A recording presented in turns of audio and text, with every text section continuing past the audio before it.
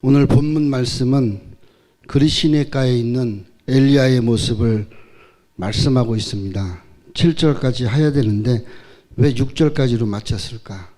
그 물음이 오늘 말씀의 제목이기 때문에 그렇습니다. 그리시네가에 있는 것은 그 물을 마셨으나, 마셨는데 어떻게 됐을까? 마시는 것은 왜 마셨을까? 좋은 물도 많은데 왜 그리시네 그 흐르는 물, 그 물을 왜 마셨을까? 그 물은 왜 또 하나님께서 엘리야를 옮겨야 될 때 그 물은 왜 말랐을까? 그 궁금증을 한번 생각해 보기 위해서입니다. 참치를 잡으면 큰 참치를 가지고 요리사는 난도질을 합니다. 부위별로 다.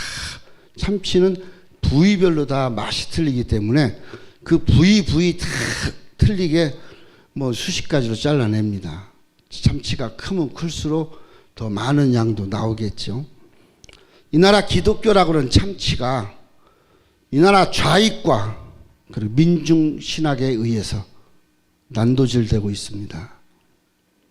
말씀도 난도질되고 또 교회도 난도질되고 신앙으로 살아가야 될 방향도 난도질되고 부위별로 다 떨어져 나갑니다.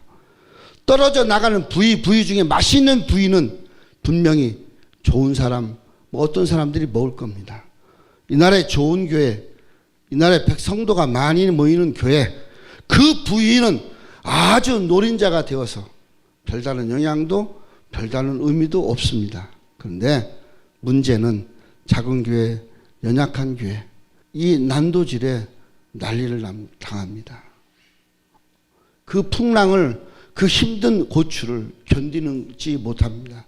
그것이 마치 엘리야의 선포로 인하여서 3년 6개월 가까이 가물어 메마른 땅이 되어졌던 이스라엘 모습처럼 이 땅에 난도질 되어지는 칼질 속에 황폐해져 가고 있습니다. 나라가 황폐해져 가고 신앙이 황폐해져 가고 기도가 무의미한 것처럼 보이고 교회는 나라를 향한 해악한 것이 되고 도대체 예수를 지금까지 믿어오며 이 땅의 근대화가 분명히 기독교로 이루어졌고 기독교인 것은 분명한데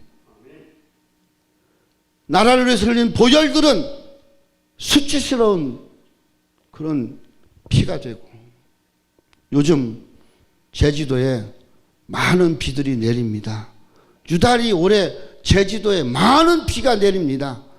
그래서 나도 생각을 해봤어요. 도대체 왜 제주도에 비가 많을까?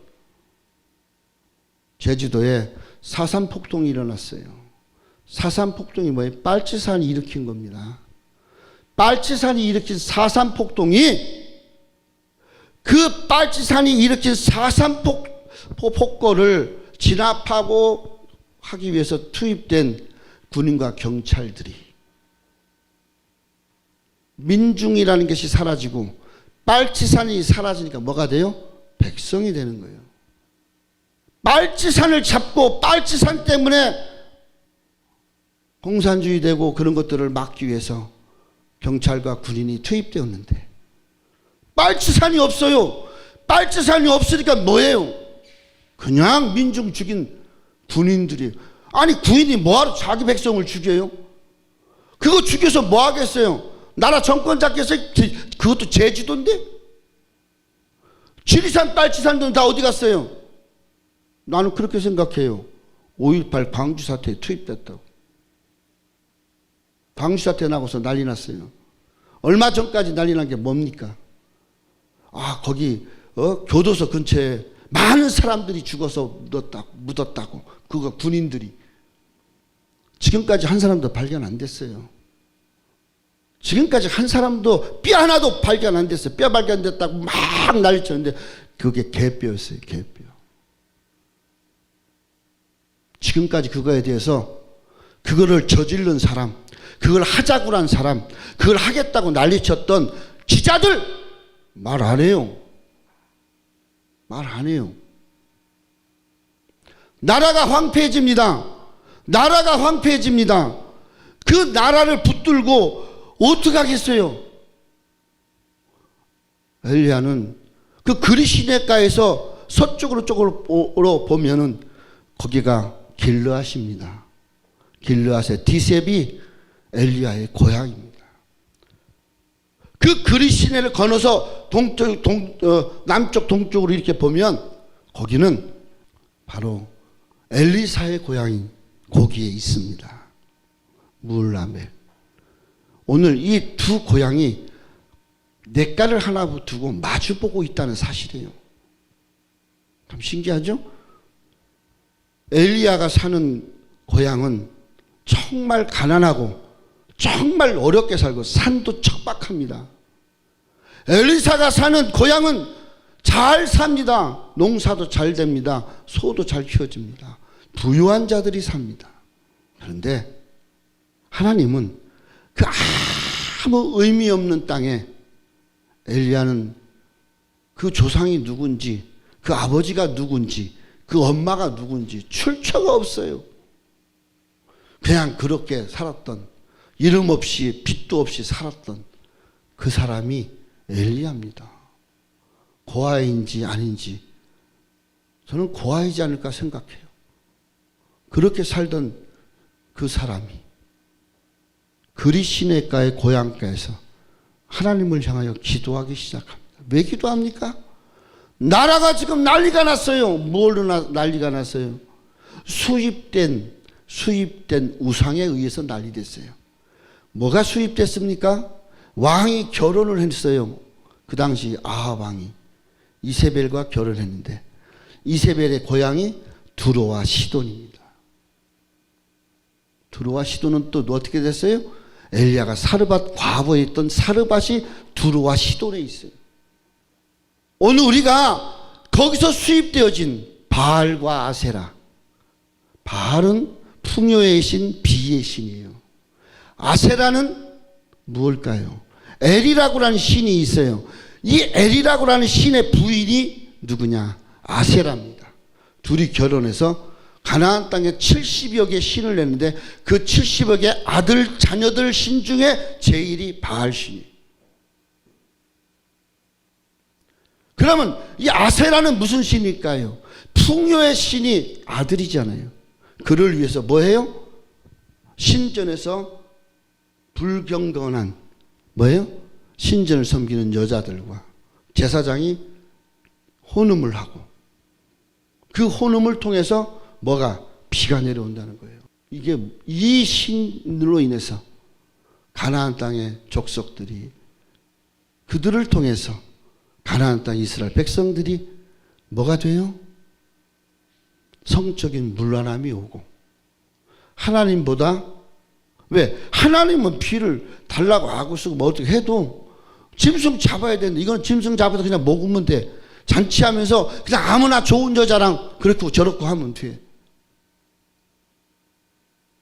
그런 신을 섬기면서 나라가 피폐해지는 것을 보면서 그 그리신에서 울던 그곳이 그 사람 엘리야가 누구 앞에서요? 아합 왕 앞에 가서 하나님 말씀 따라 선포합니다. 그게 뭐예요? 비를 주지 않겠다는 겁니다. 이슬을 내리지 않겠다는 겁니다. 이스라엘 땅에서 비와 이슬은 굉장히 중요한 겁니다. 늦은 비와 이른 비, 농사 질 때, 농사 거둘 때 두 번 비가 옵니다. 그리고 남은 6, 7개월 사이는 3, 4개월 또 10월, 11월 그 중간에 있는 약 5, 6개월 사이는 이슬이 내려야 돼요. 이슬이 그냥 내려서는 안 됩니다. 우리 김기복 목사님이 연천으로 이사를 가셨어요. 연천에 이제 이삿짐도 도와주고 그렇게 해서 갔어요. 가갖고 고기를 구워 먹는데 뭐가 축축해요. 이슬이 내리고 있어요. 내가 별내에 있을 때도 그랬어요. 이슬이 2번 내려요. 별내에 있을 때. 시골은 2번 내리더라니까요. 2, 3시에 한 번 내리고 그리고 새벽에 한 번 내려요. 새벽 이슬은 잠깐 적고 그 다음에 2, 3시에 내리는 이슬은 촉촉해요. 저 차에 보면 이렇게 물방울이 맺혀요. 이스라엘은 이슬이 우리나라보다 한 10배 가까이 심하게 내려요. 그것이 내리기 때문에 거기에서 농사도 잘 되고 무엇을 해도 될 수가 있는 거예요. 그러면 위에서 내려오는 물과 이슬은, 비와 이슬은 뭘까요? 하나님의 축복이에요. 그래서 하나님이 하늘 보고를 열고 비와 이슬을 주신다는 거예요. 그 문이 닫혔어요. 복이 없다는 겁니다. 왜 복이 없을까요? 풍요를 달라고 하는, 풍요를 누리고 살고 그렇게 쉽게 그냥 여자들이랑 아무렇게나 하면서 살아도 풍요가 줄 거라는 그 신 때문에 얼마나 편하고 좋아요. 절제해야 되고 하지 말아야 되고 하나님인지 누군지도 모르는데 보이지도 않는데 하나님 찾는데 이건 우상단지 한다 만들어 놓고 그 안에서 춤추면서 막 먹으면서 이 여자 저 여자 이 남자 저 남자 하면은 피가 내린다는 거예요. 피가 내린다는 거예요. 얼마나 좋아. 이렇게 저렇게 아무렇게나. 이 땅이 지금 그렇게 됐어요. 동성애가 만발하고 그렇게 하면 되면 얼마나 편한 거지. 잘 먹고 잘 살잖아. 지금도 잘 먹고 잘 사는데 동성애면 어때? 뭐 이거면 어때? 저거면 어때? 기독교가 뭔 필요 있어? 그럼 뭐 기독교 우익만 따지고 말이지. 아주 불편하고 우익의 시초가 기독교라는 거죠. 그러면서 기독교를 난도질해 놓기 시작해요. 팔 자르고 다리 자르고 눈 빼고 코 자르고 입 혀 잘라내고. 기독교가 말을 못해요. 큰 교회가 말을 해야 되는데 큰 교회가 입을 딱 닫았어요. 그 교회는 분명히 지자도 있을 거고 다 있을 건데 말을 못해. 그게 무슨 성도예요? 그게 무슨 성도예요? 지금 이 그리시네가의 넬리아가 자기 고향 근처인 그리시네가로 하나님 가래요. 네가 기도하던 자리 가서 다시 기도하면서 훈련 받으라는 겁니다. 우리도 이 나라가 여기까지 세워지기까지 어떻게 이 나라 세워졌습니까? 나라를 위해서 울면서 기도하는 사람들이 있잖아요. 나라를 붙들고 기도했잖아요. 그래서 공산주의도 이기고 일본의 압제도 이기고 그렇게 살아왔잖아요. 지금 이 환경을 어떻게 이겨야 됩니까? 우리가 기도밖에 없어요. 기도밖에 없어요. 기도밖에. 근데 기도 안 해요. 왜 안 해요? 안 해도 살 수 있어요. 안 해도 살 수 있어요. 이 방법 저 방법 나라 돈 빼기 시작하면 이 방법 저 방법 찾으면 있다는 거예요. 어떤 방법이든지 할 수 있어요. 그러니까 불어 어렵고 힘들게 살 그런 길을 택하지 않는 거예요. 저는요 올 초 구정을 지나는데 하나님이 저에게 음성처럼 들리는 게 있었어요. 너는 장례식 2개를 준비해라. 난 이게 무슨 말인지 몰랐어요. 그냥 2번이나 이 소리를 들었는데 너는 장례식을 준비해라. 2개의 장례식을 준비해라. 그래서 그 소리를 듣고 생각을 했어요. 두 사람이 죽는 건가? 어떤 반대되는 상태, 어떤 특이한 상태, 누구 목사님이들이든 성도님이들은 죽는 건가? 그렇게 생각하고 그냥 묻혀 들어갔어요. 근데 저희 작은아버지가 돌아가셨어요. 제가 문자를 다 보냈어요. 물론 나하고는 한 달이 건너가니까 그럴 수 있어요. 내가 어느 단체에다 대표회장한테 넣으니까 뭐라 하냐면 직계가 아니니까 화환도 보내면 안 되는데 내가 그냥 특별해서 내가 특별해서 보냈대. 나는요 그 문자를 보낸 건 다른 게 아니에요. 내 아버지가 죽었어요. 내 아버지가 죽어서 제가 보낸 거예요. 우리 아버지 초등학교 1학년, 2학년 될 때 돌아가시고 나서 자식처럼 나를 챙겨주신 분이 작은아버지예요. 군대에서 제 휴가를 맡아서 와서 군종이니까 뭘 해야 되는데 어떻게 할 줄 없어. 사수가 뭐라 그러냐면 교회들마다 돌아가서 이렇게 구걸해서 갖고 오래. 알았다고 나왔어요. 나왔는데 어디로 갈 때도 모르겠고 어떻게 해야 될지도 몰라요. 정기 휴가가 아닌데 나오니까 우리 작은아버지가 불러요. 야, 너 어떻게 나왔냐? 그래서 내가 이게 군종실에서 필요한 거 이렇게 하기 위해서 교회들을 돌아봐야 돼서 왔어요. 내일부터는 돌아봐야 될 거예요. 그랬더니 저녁에 다시 부르더라고요. 일로 와봐라. 그러더라고요. 그래서 갔어요. 너 아무것도 하지 마. 너 아무것도 하지 마. 그리고 대전에 가서 엄마 보고 놀다가 엄마 마음 위로해주고 그리고 나서 올라와. 올라오면 갈 때 해결해 줄게. 그래서 제가 휴가를 나와서 가는데 우리 작은 아버지가 그동안 뭐 하는지 아세요? 거기 장갑을 이렇게 하는 공장을 하는 안수 집사님 있었어요. 그 집에다가 장갑 1000개 주문해 놓고, 그리고 3개 여전대가 있고 2개 남전대가 있는데 다 얘기해서 커피 수십 통, 프림 수십 통, 설탕 수십 개, 뭐 종이컵 다 준비해 놓고, 또 떡 2가마, 40kg짜리 2가마, 그렇게 하여 거기 2개나 3개씩 먹거든요. 500명이니까 우리 대대가. 그 떡, 저기 떡으로 모찌떡 주먹만한 걸로 2개나 3개를 먹을 수 있도록 준비해 놓고, 그리고 20만 원을 줬어요. 제가 군대 갔을 때가 80년대잖아요. 그때는 20만 원이 엄청 큰 돈이었어요. 그때 우리 신정제일교회가 컸냐? 아니에요. 성도 50명밖에 안 됐어요. 그렇게 차려놓고 이야기합니다. 너 가는 거 이거 갖고 어떻게 가겠냐? 교회 차가 그때 봉고가 처음 나왔어요. 교회에서 봉고를 처음 얻은 그 차에다 바리바리 싸갖고 갔어요. 대대장이 난리가 났어요. 나는 휴가 나올 때마다 그렇게 챙겨줬어요. 게다가 군대 선교를 얼마나 잘했는지 몰라요. 우리 아버지였어요. 내 아버지가 죽어서 하늘나라를 갔어요. 그런데 아침 새벽 6시에 하늘나라 갔어요. 잠자다 그냥 갔어요. 나보다 건강하신 장관이 뭐 당뇨니 뭐 이 혈압이니 아무것도 없어요. 근데 저녁에 수요예배 잘 드리고 자녀들 그 자녀 아들 목사하고 얘기 실컷 하고 9시에 주무셨어요. 아침에 일찍 일어나 차량 운행한대. 아들 목사가 위임 목사가 됐어요. 그러니까 원로 목사가 아들 목사 새벽기도 설교하는데 사람 적게 오면 안 된다고 권사들, 멀리 떨어진 권사들에게 전화해갖고 그걸 태워오는 거예요. 자기 승용차로. 매일 새벽마다. 이번에도 그걸 가야 되는데 작은 어머니가 깨우는 거예요. 야, 여보 일어나야지. 그런데 이미 숨이 끊어졌어. 장례식을 했어요. 와서 첫 번째 예배가 제가 드렸어요. 왜 목사님들도 안 오고 그러니까 두 번째 예배까지 제가 드렸어요. 발인과 입관과 발인을 총회 거기 우리 작은아버지 소속된 총회에다 맡기고, 그러고 있는데 오후 10시쯤 밤 10시쯤 이제 저희는 이제 갔다가 오려고 준비하는데 연락이 왔어요. 장로님 어머니가 돌아가셨는데 100세인데 약 20년을 치매로 힘들게 살았어요. 이 사람이 치매가 되고 막 동네를 돌아다니고 며느리 욕하고 다니고 막 대놓고 욕하고 치매니까 치매가 심했어요. 근데 목사님이 와서 이렇게 예배드리고 그러면 목사님 손잡고 막 정신이 돌아오는 거예요. 목사님만 오시면 정신이 돌아오는 거예요. 그러니까 목사님을 자주 부르신 거야. 근데 이분이 하늘나라 갔어요. 그래서 발인 예배를 드리러 이제 발인 예배 그쪽에는 손님이 없어요. 왜?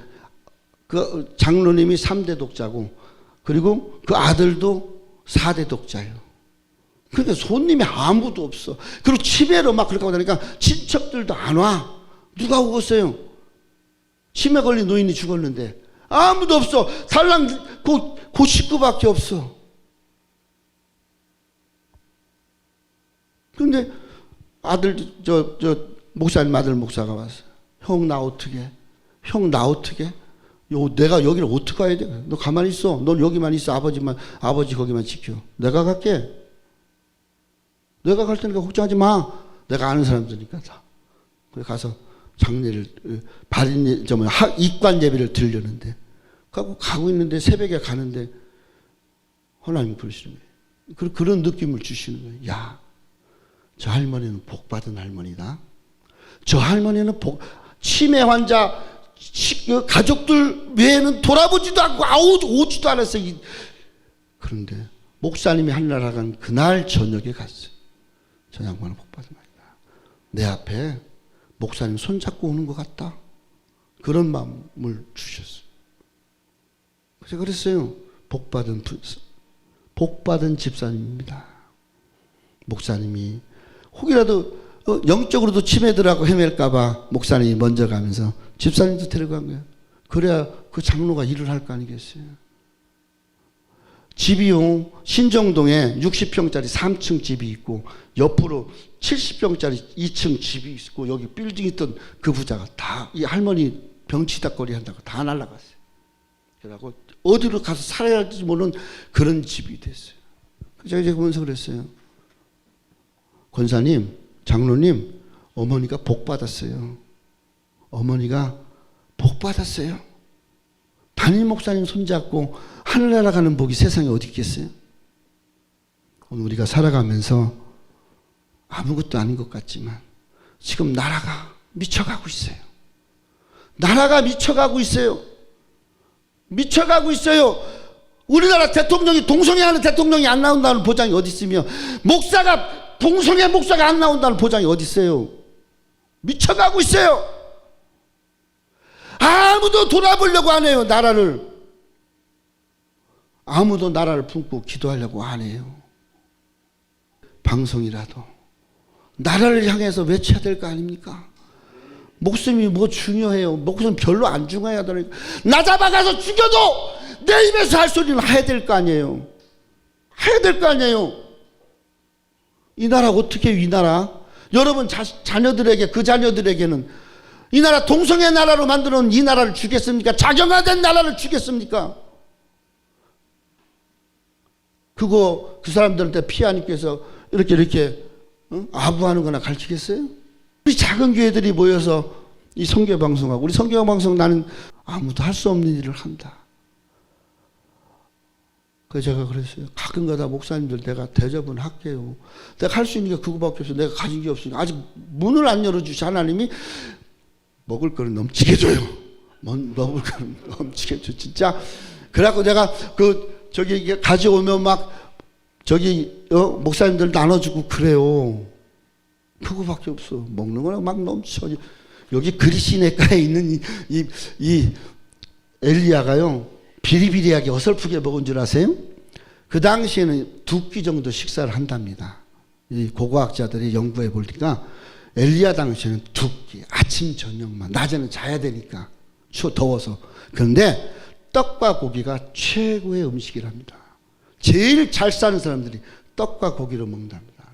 어렵게 가난하게 사는 저기처럼 사르밧 과부처럼 밀로 갈아가지고 떡 해먹고 아침 일어나서 보면 자기가 가장 싫어하는 이스라엘 사람들이 가장 싫어하는 까마귀가 떡과 고기 물어서 앞에다 놔요. 이 떡이 어디서 어떤 떡인지, 이 까마귀가 갖고 온 이 고기는 어디서 온 건지. 그리시네가 근처에는요, 미안하지만 바알과 아사라의 산당이 거진 없었어요.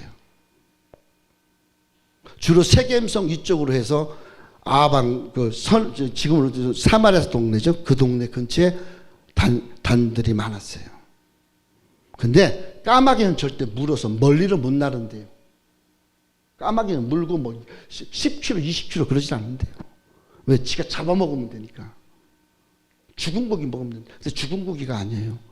근데 거기서 멀리 떨어지지 않는데 누가 살아요? 강 하나만 그 냇가를 건너면 누가 살아요? 엘리사가 사는데. 엘리사는 얼마 부자예요? 소 10결이 20마리의 소를 가지고 농사 짓는데요. 그쪽에 그런 집들이 많아요. 그러니까 어떤 사람은 그래요. 뭐 우상이 아니에요. 거기 잘 사는 집에서 먼저 먹으려면. 저는 그렇게 생각해요. 이건 내 생각이에요. 순전히. 엘리사가 먹으려고 차려놓고 이제 식구들이랑 먹으려는데 까마귀가 호로록 내려서 물고 가요. 얼마나 기분 나쁘겠어. 엘리사도요. 도대체 저거 누가 가져가? 매일 몇 대마다 와서 가져가. 누구한테 가요? 엘리한테 가요. 어느 날 만나고 보니까 그 고기 먹고 건강하신 분이 누구예요? 자기 스승이요. 이 땅에도 좀 그랬으면 좋겠어요. 이 땅에도 그렇게 서로 협력하고 서로 같이 함께 기도하면서 나라를 위해서 우리가 외쳐봐야 이 소리가 어디로 가겠어요? 그런데 하나님께서 인터넷 방송을 하게 해주셨잖아요. 유튜브 방송. 누구든지 클릭하면 거기 말을 들을 때 좀 강하게 듣는 사람, 문 열어본 사람 깜짝 놀라서 벌벌벌 떨 정도로 나라를 위해서 외치자 말입니다. 외치자 말입니다. 그러기 위해서 이 별 볼 일 없는 땅 길르앗, 아주 여기는 나사렛 같은 빈민촌이에요. 예수님 당시 나사렛이 얼마나 큰 줄 아세요? 400가구도 안 살았어요. 400가구.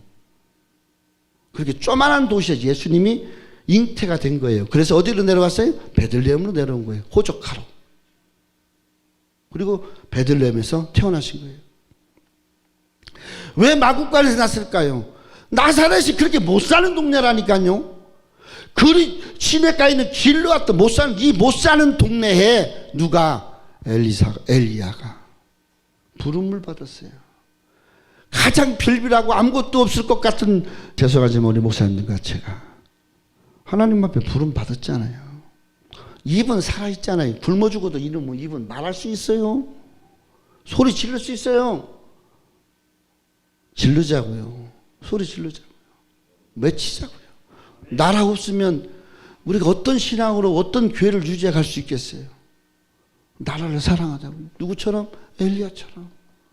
하나님이 말씀하니까 왕 앞에도 가는 거예요. 이 거지같이 살던 사람이 왕 앞에 가서 소리 지르는 거예요. 여기. 근데 이 왕은 늘 이 엘리야를 볼 때마다 신경이 거스렸던 사람이에요. 성경 잘 보면. 왜? 거스리는 말을 서슴없이 한 사람이었으니까. 그 말에 권위가 있어서 그를 잡아 죽이지 못하고 눈치만 보고 있는 거예요. 그러한 엘리야가 가뭄이 올 거라고 외칩니다. 그리고 그리신에서 뭐 훈련해요? 먹고 기도하고 먹고 기도하는 것 훈련합니다. 그리고 어디로 가요? 사르밧으로 가요. 사르밧에 과부가 준비되어 있어요. 사르밧에 과부랑 한 집에 살면서 먹을 거는 과부가 다 챙겨오는데 사람들이 뭐라고 그랬을까요? 이미 아이의 아버지는 죽었어요. 일찍. 이 아이의 아버지가 살아왔구나. 그러니까 저렇게 지극정성 먹이겠지. 하루 이틀도 아니고 3년이 지나가니 얼마나 소문에 소문났어요. 근데 그곳에 하나님 믿게 하신 것이 뭐예요? 거기가 아세라의 본산지라는 거예요. 아세라 신이 어떻게 태어났고 두루하시던 사르밧을 통치하고 있었고 그 사람들은 어떻게 그들을 섬겼는가를 눈으로 본 거예요. 그렇기 때문에 갈멜산에 부를 수 있었던 거예요. 더럽고 추하고 정욕에 빠져 있고 그거 사악한 것으로 백성의 눈을 가리워서 하나님이 아닌 것이 하나님인 것처럼 만들게 그는 서슴없이 그들을 기꺼이 죽이는 거예요. 백성들이 못 가게 막잖아요. 그러니까 이 제사장들이 갈 데도 없어요. 지들이 막 몸을 자해했기 때문에 힘도 없어요. 죽이기도 쉬워. 하나님이 이 땅에 그렇게 해달라고 이 땅에 저 사악한 자들 자기밖에 모르는 자들 나라를 팔아먹고 나라 돈 빼먹느라고 정신 못 차리는 저 사람들 그들을 향하여 우리는 외쳐야 될 줄 압니다. 정말 외칩시다. 얼마나 산다고요? 얼마나 산다고요? 부르면 가야 돼요. 그 정장 젊은데도 건강한데도 70세시에요. 부르니까 가더라니까요. 그러면서 자기 교회에 가장 힘들고 어렵고 성도들이나 이런 사람들에게 어떻게 보면 욕되게 하는 사람인데 그를 데리고 가요. 이 여자는 복받은 여자입니다. 늘 목사님이 찾아갈 때마다 정신이 돌아오고 목사님 복 빌어주고 목사님 죽을 때 같이 가고 내가 그랬어요. 복받은 집이라고. 도구 앞에 섰으니까 한번 좀 마음껏 소리쳐 봅니다. 이제 말씀을 마치겠습니다. 우리 나라를 위해서 울며 기도합시다. 잘못된 것들이 두려운 것이 아니라 저 잘못된 것들을 이길 수 있는 믿음을 주시고자 하는 하나님의 은혜를 깨닫고 그리스도인과 같이 준비해 놓으신 외치자 말입니다. 나라가 살아나도록 잘못된 것들이 끝장 볼 수 있도록 하나님 그 길을 열어주시리라고 믿습니다. 그렇게 세우리라고 믿습니다. 거기에 도구가 되어지는 최선을 다하고 싶어요. 기도하겠습니다.